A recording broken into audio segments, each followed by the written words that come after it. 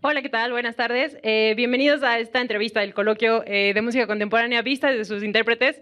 Creo que el invitado que tenemos ahora no necesita presentación. Es un gusto para mí estar aquí con Alex Brook. Y bueno, creo que sin más podemos empezar con las preguntas. Alex, en estos días del coloquio hemos estado reflexionando mucho sobre el lugar que tiene el intérprete, sobre todo en la música contemporánea. Normalmente en la historia hegemónica occidental que solemos contar, el compositor y la obra tienen un punto central. En este sentido, ¿qué es para ti ser intérprete de música contemporánea? ¿Cuál es el lugar que tiene el intérprete en este repertorio? Justamente sí, yo siempre hablo de la Santísima Trinidad, ¿no? De compositor, director y bueno, más bien de la ontología tripartita, ¿no? De compositor, director de orquesta e intérprete, ¿no? Y creo que si hay algo que caracteriza a la música nueva, o por lo cual para mí vale la pena hacer música contemporánea, es poner en cuestión esa ontología tripartita, ¿no? Y yo creo que en todas las áreas de la actividad humana en los últimos 30, 40 años ha habido un giro donde se reconoce la complejidad implícita en muchas actividades, ¿no? Donde se reconoce que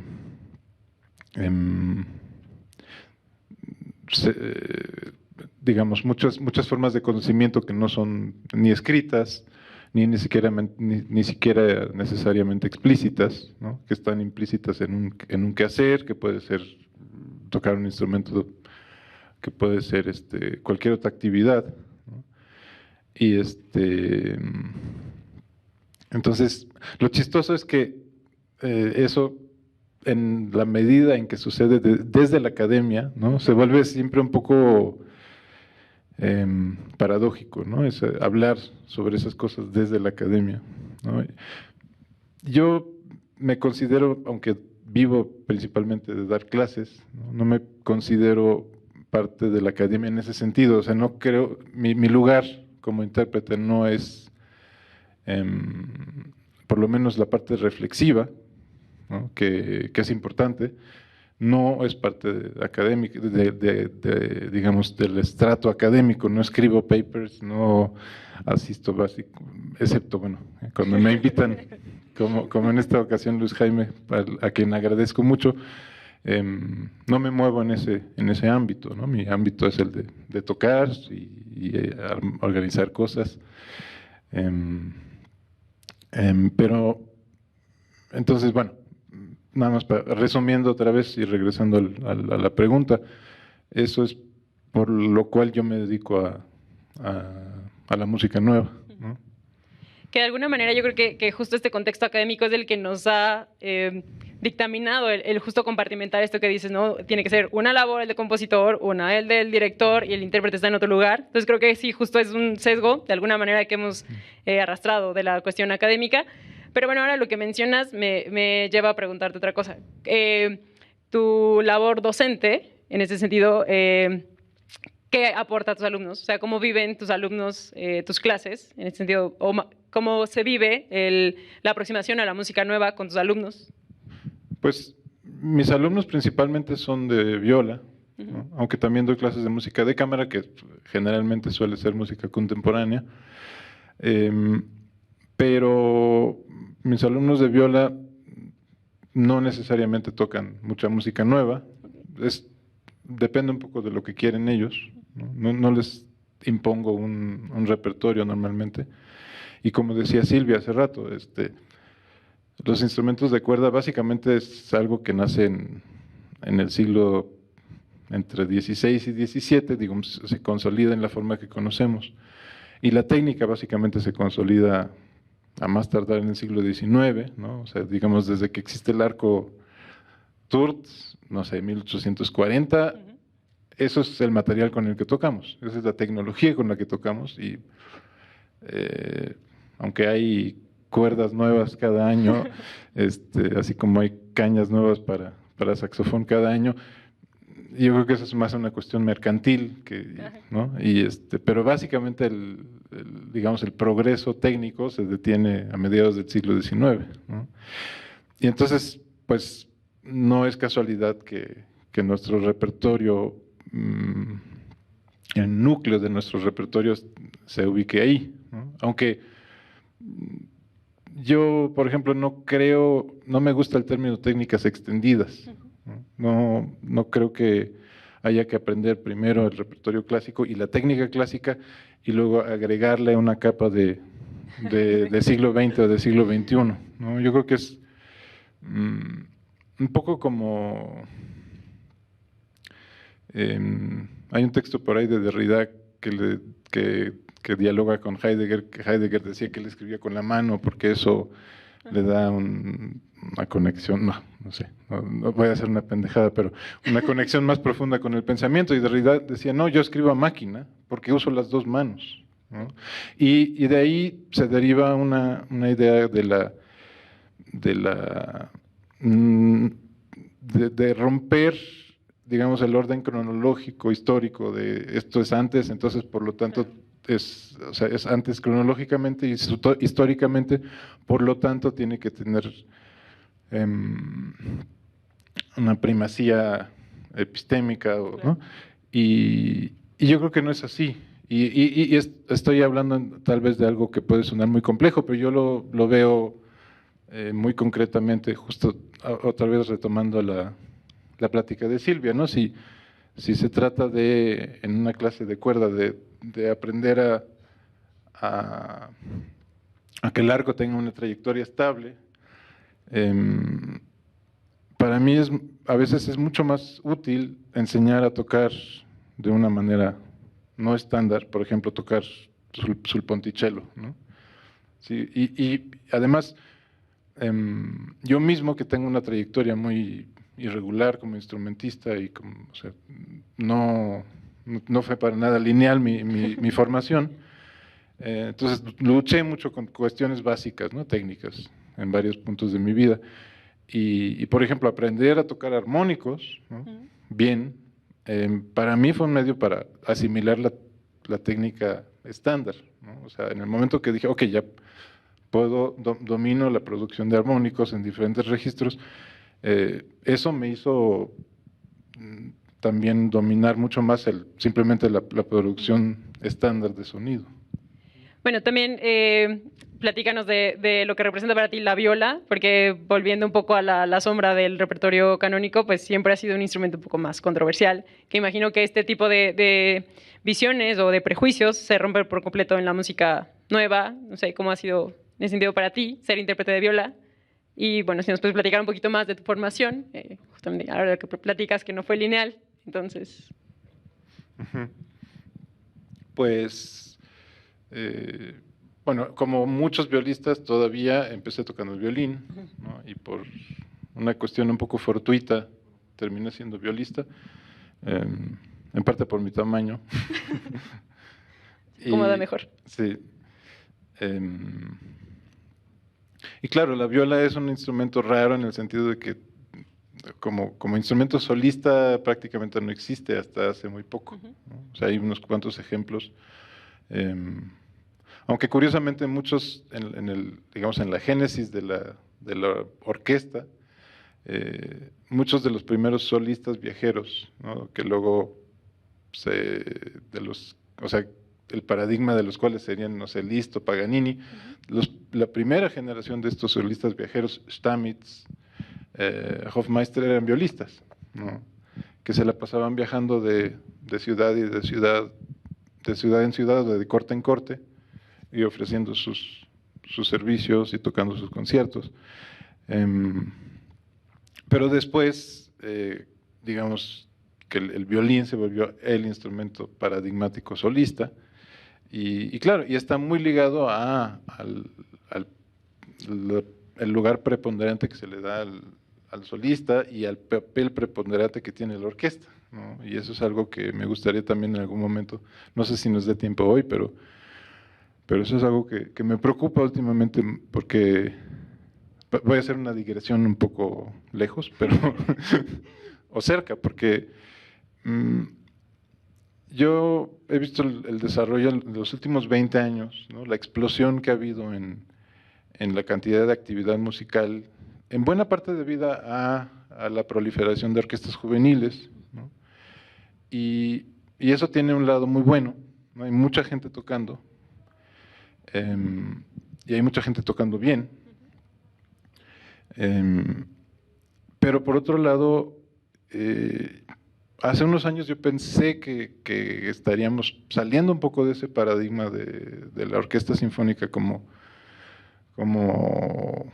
el lugar, el espacio, ¿no? Privilegiado de la actividad musical. Y veo que no es así, ¿no? Y veo que no es así y estoy hablando en términos muy materiales de presupuestos, ¿no? O sea, el lugar que se le da a la música de cámara en general, sea música nueva, música antigua, y el lugar que se le da a la música orquestal, hay un abismo ahí, ¿no? Y entonces, no sé qué tiene que suceder para que eso cambie. No, ha habido, o sea, estamos en una época donde las cosas cambian muchísimo cada 5 minutos, ¿no? Lo cual da muchas posibilidades, ¿no? Y si hace 20 años alguien que se graduaba de la superior, del conservatorio o de la facultad de música, tenía básicamente la perspectiva, si era violista, de tocar en una orquesta, o si era violinista, ahora ya no es así, ¿no? Pero si bien hay mucha actividad, hay mucha gente que busca nuevos caminos, como que todavía está ahí esa figura de la orquesta que a lo mejor ya algo que creo que hemos trascendido todos es esa barrera de lo clásico y lo popular, o lo culto y lo popular.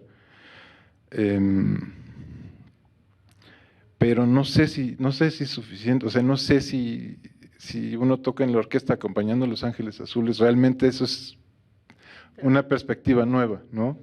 O sea, está bien, no tengo ningún problema ni por hacer yo ese tipo de trabajos, ni quiero hacerlo menos, pero no estamos realmente trascendiendo el modelo, ¿no? Sí, creo que de alguna manera ayer platicábamos justo al respecto de estas dos cosas que acabas de mencionar, que por un lado no sabemos qué tanto se ha roto la barrera entre un escenario y otro, un género y otro, y por otro lado esto que comentas de la resistencia que pueden tener los alumnos para incursionar en nuevos géneros, que tiene que ver aún con la formación, porque aunque tengamos ahora la posibilidad, justo como lo dices, de explorar nuevos mundos, muchas veces en la formación institucional, pues lo que sigues aprendiendo es cómo tocar en la orquesta, ¿no? Que en tu caso entiendo que fue también diferente. O sea que... Pues no, es que yo aprendí realmente en la orquesta primero, Okay. ¿no? Un poco sin querer. O sea, de repente estaba yo en la Carlos Chávez viviendo de la música, que era algo que no me había realmente propuesto, ¿no? Para mí la música era una cuestión como de herencia familiar, pero no de vas a ser músico, sino era como pues parte de la cultura general. Y entonces me encontré de repente viviendo de la música y hasta después dije, bueno, voy a estudiar realmente en serio. Y entonces tuve una formación que, o sea, estadísticamente yo era un caso perdido, ¿no? O sea, a los 25 años decidí realmente ponerme a estudiar, que es, bueno, que por un lado es muy tarde, por otro lado empecé a tocar a los 6 años, entonces eso digamos que me salvó, ¿no? Bueno, y del repertorio para viola de música nueva, ¿es extenso? ¿Tú crees que se ha explorado lo suficiente, que ha ido generándose más repertorio? O... Sí, indudablemente. Si nos vamos, digamos, a piezas solistas, yo creo que solistas y de cámara que tengan una parte preponderante o especialmente interesante de viola, yo creo que hay, pues ya no sé, ya perdí la cuenta, no sé si alguien la lleva, ¿no? O sea, y yo creo que eso es así para cualquier instrumento, o sea, realmente ha habido una proliferación y no solo hablando de música, digo, eso es algo que yo me recuerdo que un maestro de lógica, porque también estudié filosofía, un maestro de lógica en la facultad, en la UNAM, nos decía siempre que en este momento hay más lógicos vivos que en toda la historia de la humanidad juntos. Y yo creo que eso aplica también para violistas que tocan música nueva, ¿no? Sí, indudablemente. Ok. Bueno, también otra de las cosas que nos gustaría saber es hacer una interpretación de cualquier repertorio implica una investigación tácita, pero creo que justo con la música nueva la capacidad del intérprete para investigar se ha ponderado. O sea, yo creo que el trabajo de investigación para montar una obra se ha exponenciado. ¿Cómo vives tú el montaje de repertorio? ¿Qué te implica? ¿Qué necesitas investigar? Pues últimamente más bien es un poco al revés. Como estoy un poco fuera de la vida institucional, no tengo que cumplir ningún programa, ni fechas de entrega y así. Entonces, más bien, últimamente me dedico sobre todo, cuando puedo, a tocar, o sea, cuando encontramos lugares donde hacerlo, a tocar repertorio que me interesa, por alguna cuestión personal, y lo que más he hecho en los últimos años es trabajar sobre afinación y afinaciones.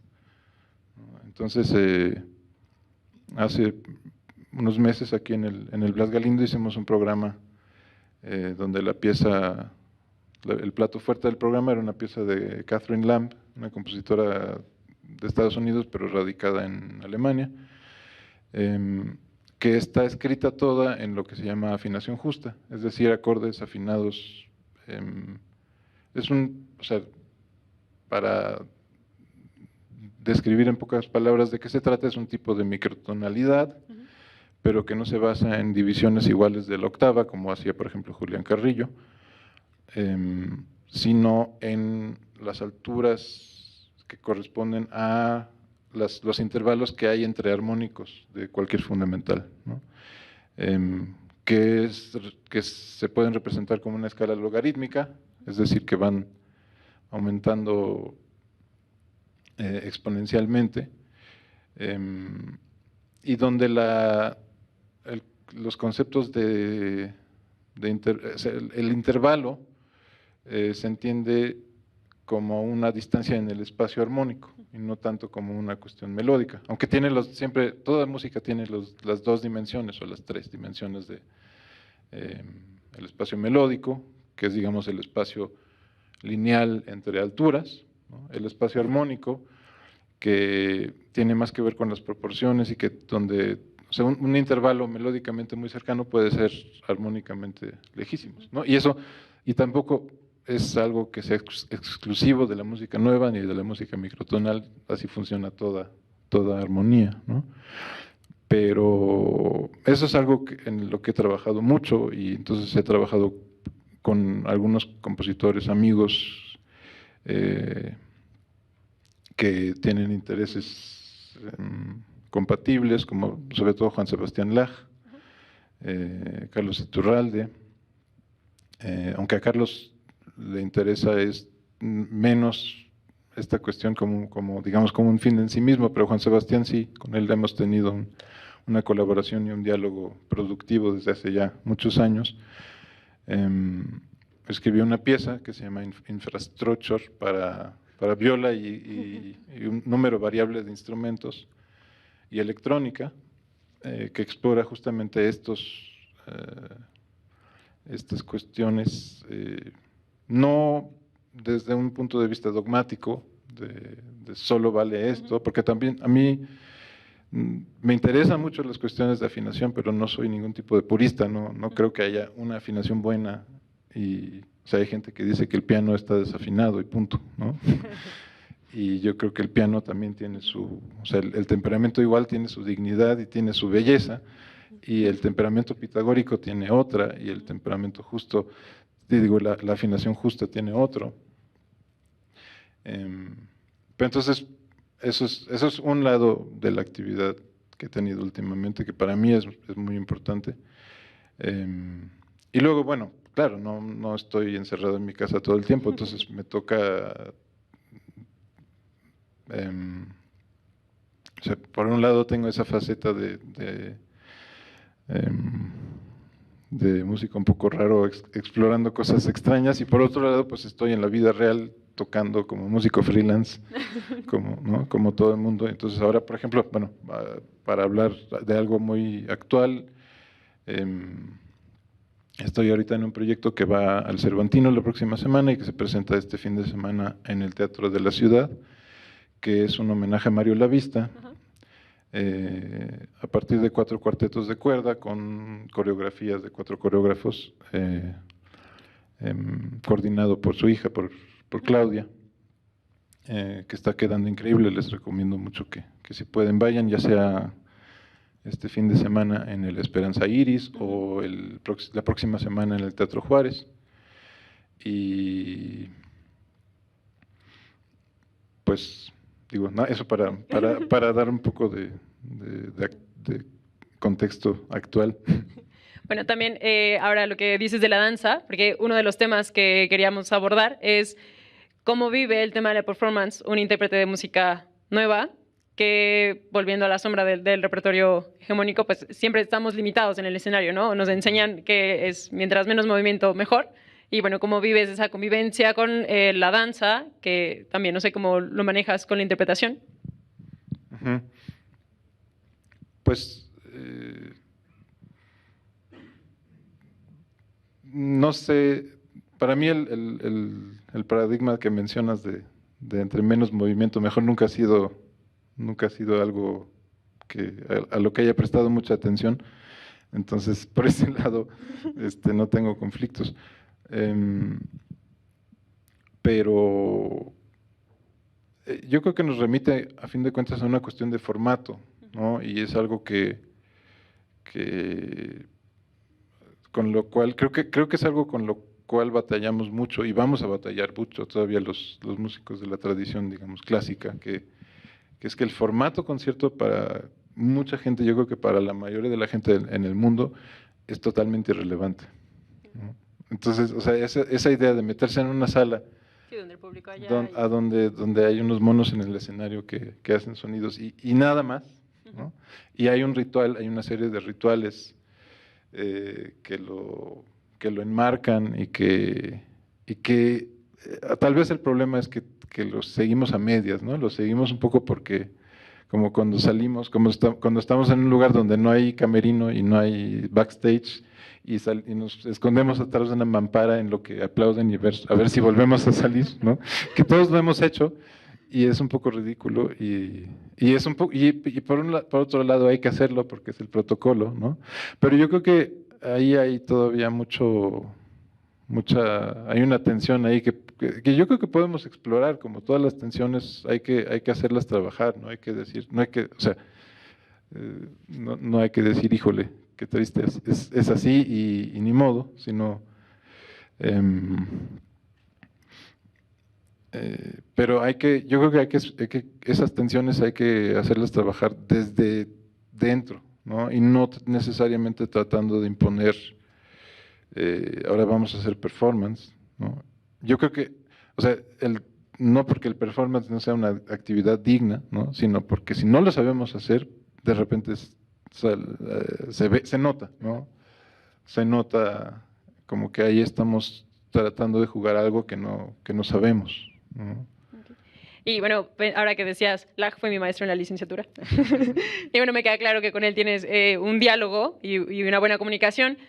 ¿Sucede con otros compositores? ¿Sueles tener comunicación con el compositor cuando montas alguna obra?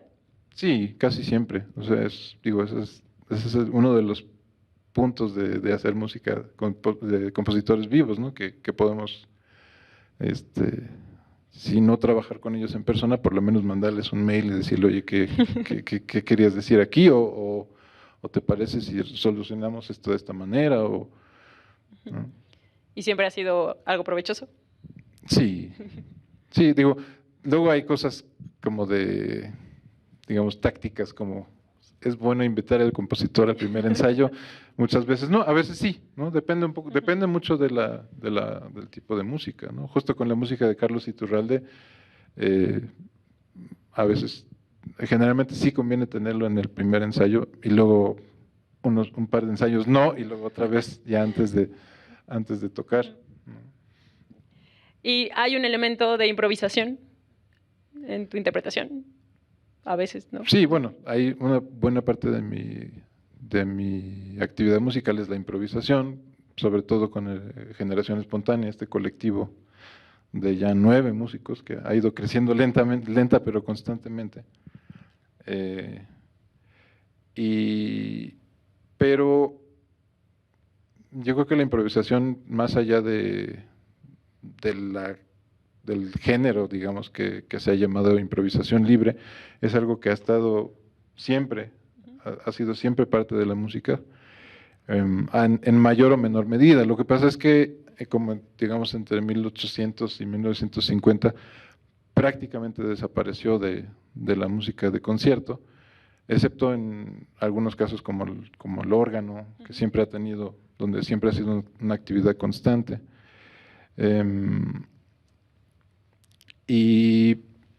Pero últimamente o sea, no solo ha crecido la improvisación libre como disciplina en sí misma, sino también nos hemos vuelto conscientes del papel que tiene la improvisación en toda actividad humana. Sí, justo ayer platicábamos con Héctor Infanzón sobre el tema de la improvisación y cómo es algo que a partir del siglo XIX, finales del XVIII, se fue limitando, pero que era un elemento, bueno, presente en la música. Entonces, bueno, y no sé si nos quieras platicar un poco más de tu trayectoria, proyectos que tengas ahora en puerta, además de lo del Cervantino. Pues tristemente poco. Ideas, por ahí la idea de hacer un disco que tengo pendiente desde, pues más o menos desde que empezamos con Liminar, que fue hace 11 años, y que digamos que fue una época en la que enfoqué casi todas las baterías en eso, y ahora pues estamos como en el limbo un poco con el ensamble y también personalmente, o sea, no es que no tenga chamba, pero como que no tengo idea qué voy a hacer en enero, más que dar clases y seguiré tocando seguramente.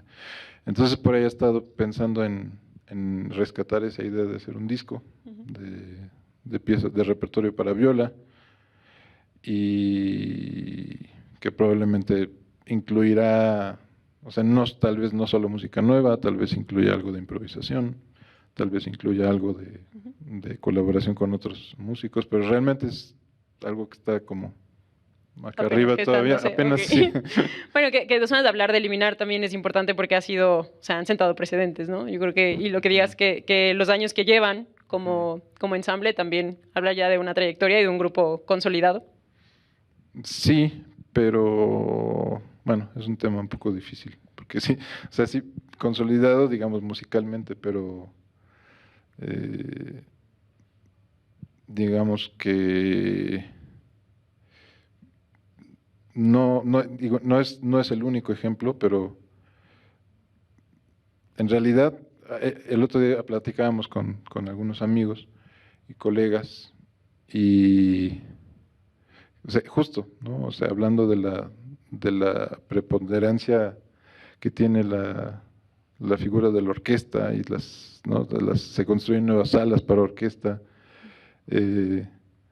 y música de cámara, pues es difícil. O sea, hay unos cuantos grupos afortunados que tienen apoyos como México en Escena, que para nosotros nunca ha funcionado por las características que tiene, porque somos un ensamble variable, relativamente grande.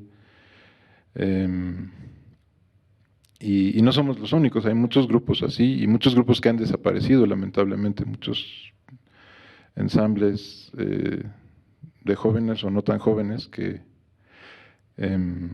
justamente no logran esa consolidación simplemente por razones económicas, ¿no? Y entonces estamos en un momento como de reflexión ¿no? Obviamente con el encierro debido al COVID, pues Claro. todo el mundo estaba un poco en las mismas. Pero ahora que retoma la actividad de lleno, pues sí, yo creo que sí hay que discutir la cuestión de los presupuestos. Y no solo, o sea, no es una cuestión de que de Estado danos más dinero, sino una cuestión de cómo generamos una economía, ¿no? Porque el patrocinio estatal, bueno, ahora coincide también con que la 4T está haciendo, el experimento de la 4T de cortar todo y a ver qué pasa, ¿no? Que todos estamos sufriendo, pero que no es algo nuevo, es una tendencia que en realidad tiene, no sé, 20 años, ¿no? Digamos que estamos, esa cuestión de los recortes, que es un poco ya pierde sentido, ¿no? Porque ¿qué se está recortando? Siempre es un poco como eso el discurso de la crisis, ¿no? Que no me acuerdo si era Massimo Cacciari, que tiene un libro que se llama justamente así, no estoy seguro si era él, pero que decía, bueno, es que la crisis, ¿qué es la no crisis? ¿No? O sea, la crisis es permanente y en realidad siempre parece que las cosas van peor, aunque por otro lado parece que hay, ¿no? Sí, claro. Se mueven muchas cosas y podrían suceder muchas cosas, y suceden muchas cosas, ¿no? Pero sí hay una disonancia muy grande entre lo que sucede a nivel de la actividad de los instrumentistas, ensambles, de la actividad que hay en las escuelas y la parte institucional que está como bastante desfasada, creo. De alguna manera esto se relaciona con la última pregunta que tenemos para ti y bueno, hemos repetido esta pregunta con todos nuestros invitados. Creo que es una pregunta interesante y nos interesaría saber cómo te sitúas ante lo siguiente. Alessandro Barico, que no sé si te suena, su libro El alma de Hegel y las vacas de Wisconsin, bueno, plantea dos premisas un poco provocadoras y bueno, él dice, la música nueva, tótem indiscutible e incómodo, ¿ha sido una aventura intelectual de la modernidad o es solo una sofisticada patraña? Yo creo que no es ninguna de las dos, y a la vez es mucho más que eso. O sea, entiendo, no he leído el libro, o sea, conozco muy bien la referencia, pero, o sea, y entiendo a lo que va la provocación, pero creo que está hablando de un segmento de la realidad que es muy pequeño, y la realidad musical en Italia, en México, en cualquier país, ha rebasado esa discusión desde hace mucho.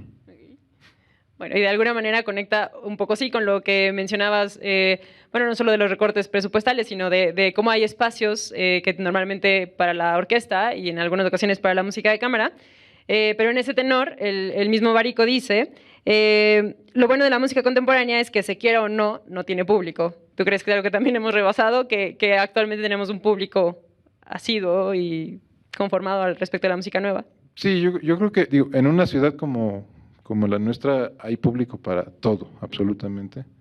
Hay problemas, claro, ¿cómo llegamos a ese público? Hay una cosa que tiene 20 años que nos falta y nos sigue faltando, es una cartelera. Ahí, si alguien nos está escuchando que tenga unas horas libres al día y que tenga respaldo institucional, hagan una página donde estén todos los conciertos de música, no solo de música nueva, ¿no? O sea, de conciertos de orquesta, ópera, música de cámara, improvisación, performance, ¿no? No sé, en parte creo que hay una cuestión de autismo institucional que no es tan chistoso, ¿no? Yo creo que las instituciones están cada vez más en una especie de competencia, y luego es incluso entre dependencias de la UNAM, ¿no? O del INBA, ¿no? Es que vas a hacer un concierto con fulanito, no, entonces mejor nos vemos el año que viene, ¿no? Dentro de la UNAM, ¿no? No voy a especificar más. Y ya no se diga juntar INBA y UNAM en un solo proyecto, lo intentamos algunas veces y es una pesadilla, ¿no? No porque sean malas personas las que están ahí o porque estén tratando de entorpecer, sino porque la burocracia tiene sus propios mecanismos y a veces, y justamente en una coyuntura tan difícil como ahorita, donde todo el mundo está tratando de sobrevivir como puede, es muy fácil que uno se encierre atrás de su computadora y se olvide del resto del mundo, ¿no? Entonces, por ejemplo, la falta de una cartelera, por lo menos para la ciudad, o por lo menos, ya ni digamos para la ciudad, o sea, la misma UNAM, ¿no? No hay una cartelera donde vengan todos los conciertos en todas las dependencias de la UNAM, por ese tipo de cuestiones burocráticas que claro, están justificadas. Si tú le preguntas al director de tal museo, él va a tener sus razones perfectamente legítimas por qué son las cosas así y no de otra manera, ¿no? Pero yo creo que hay que también tratar de ver las cosas un poco más desde una perspectiva un poco alejada para ver los sinsentidos que hay en muchos lugares. Ahorita que hablabas de la crisis, y ahora yo me voy a ir un poquito más para atrás, pensaba que yo muchas veces platico con mis alumnos de paleografía musical, que los cantos del Carmina Burana, hay uno que empieza diciendo "Iste mundos furibundos", que se está quejando del mundo furibundo, y a veces pienso, seguimos diciendo lo mismo. Entonces pienso exactamente lo que decías, ¿no? Que la crisis, ¿qué es no estar en crisis? Pero bueno, Alex, no sé si quisieras comentarnos algo más o damos pie a las preguntas del público. Pues tal vez podemos dar pie a las preguntas. Muy bien.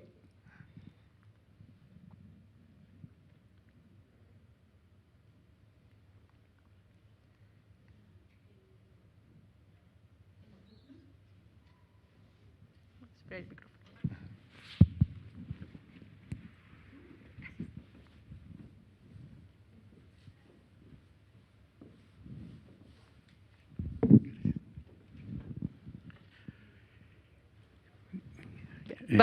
Luis Jaime. Sí, gracias, Gladys. Bueno, un gusto, Alex, contar contigo en este coloquio y escuchar esas ideas siempre, digamos, que llenan de sorpresa en el mejor sentido por tu contacto con el mundo filosófico, literario, por tu carácter así de que siempre encuentra los ángulos que no hemos visto los demás. Resulta siempre muy interesante escucharte. En la conversación, por su lógica, pasaste muy rápido por la experiencia liminar. Uh-huh. Y por allá va mi pregunta. Creo que es un proyecto sumamente interesante por su filosofía, porque además todos los miembros de Liminar comparten esa característica tuya de encontrar esos ángulos raros de las cosas, comparten eso y desde ahí hacen música, desde ahí hacen sus proyectos musicales y da lugar a cosas fantásticas de improvisación, partituras que compositores escriben sabiendo que son ustedes los destinatarios porque no lo escribirían así para ningún otro grupo. Uh-huh. O sea, han dado lugar a muchas cosas sumamente interesantes, innovadoras, retadoras. Sería fantástico si nos puedes platicar un poco más de eso. Sí, pues el nombre un poco es el programa en este caso, ¿no? El espacio liminar es algo que está en el umbral, ¿no? Y eso se puede entender de miles de maneras y no teníamos en mente ninguna en particular y creo que eso ha seguido siendo así, ¿no? Hay un poco hay muchos malentendidos productivos ahí trabajando. Y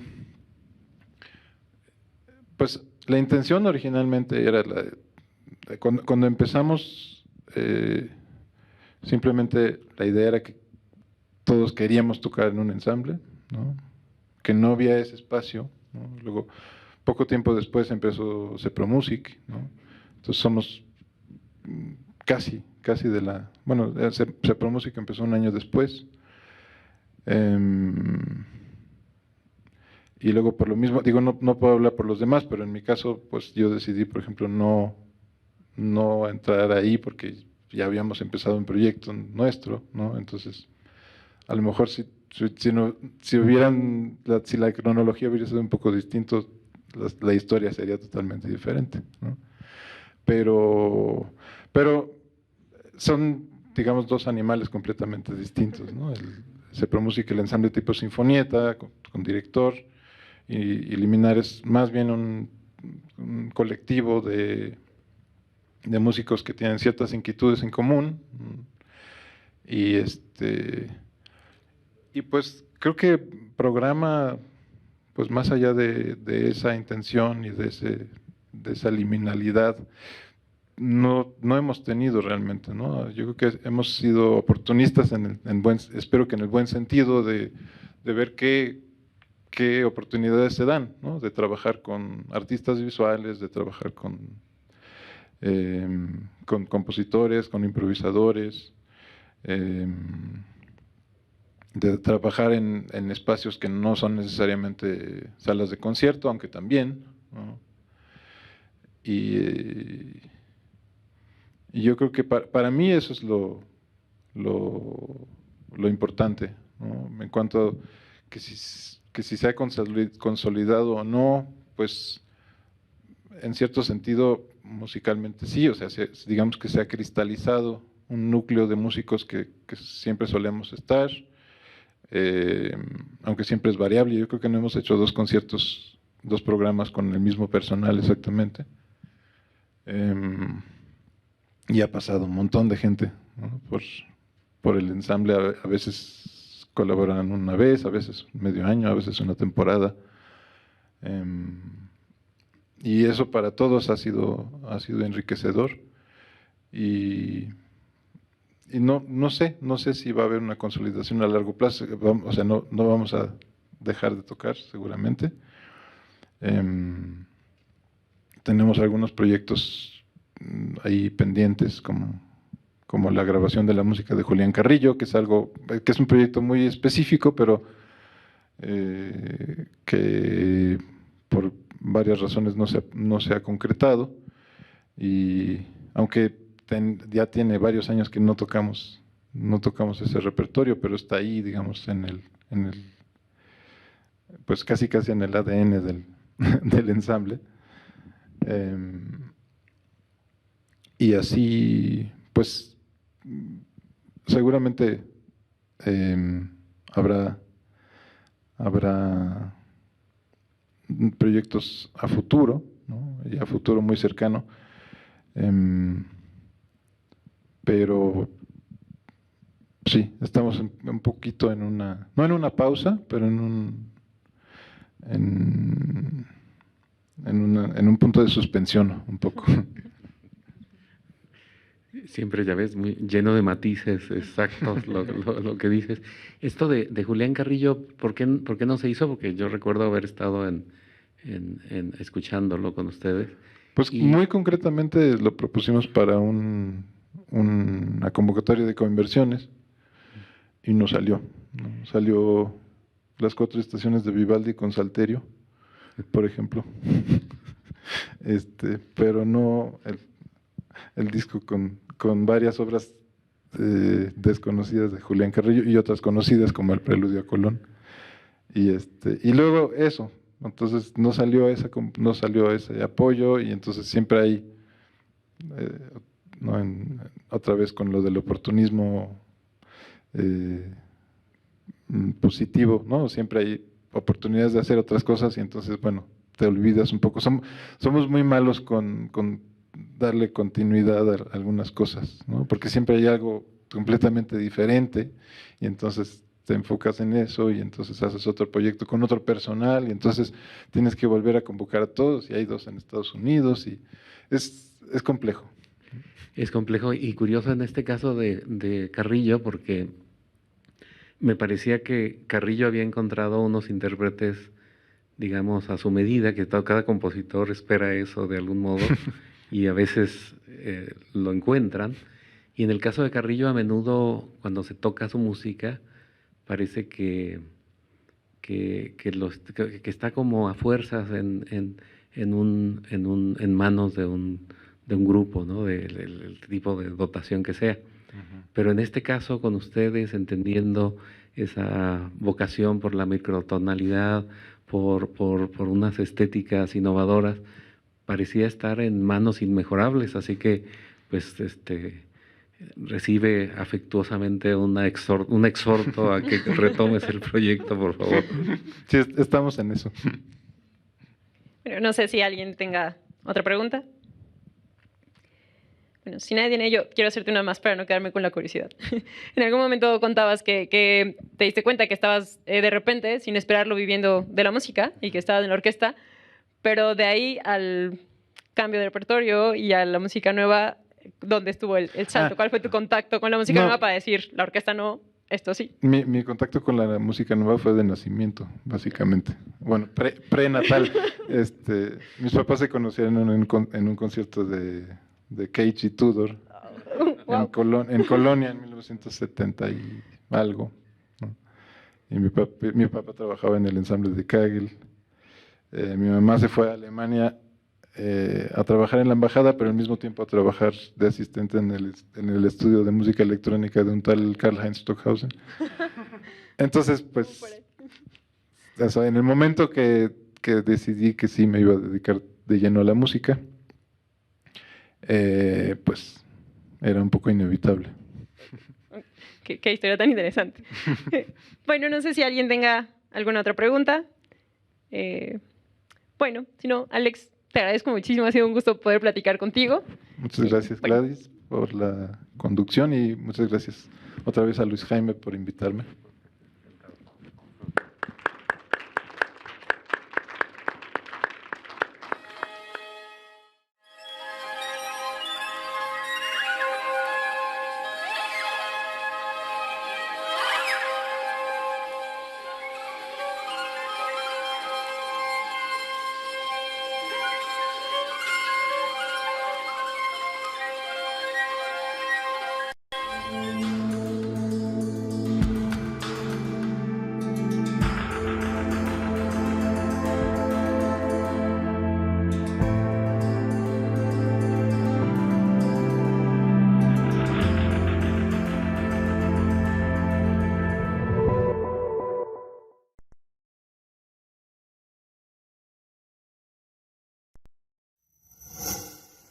Gobierno de México.